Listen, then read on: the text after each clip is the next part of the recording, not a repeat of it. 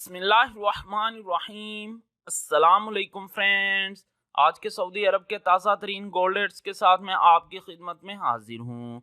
आज international market में gold की कीमत में $25 फी औंस का इजाफा हुआ है। इससे अब इंटरनेशनल मार्केट में गोल्ड की कीमत $2019 फी औंस पर पहुँच गई है। दोस्तों, मैं यहाँ पर आपको बताता चलूँ कि अगर आप सऊदी अरब में गोल्ड परचेज करते हैं तो आपको 15% वैट यानी 15% वैट पे करना पड़ेगा, और ये जो मैं रेट आपको बताने लगा हूँ इसमें वैट इंक्लूड है। आज सऊदी अरब में फी औंस सोने की कीमत है 8,707 रियाल फी किलोग्राम, यानी 1 kg सोने की कीमत है 2,79,966 रियाल। 18 कैरेट गोल्ड की फी ग्राम कीमत है 209 रियाल 97 हलाला।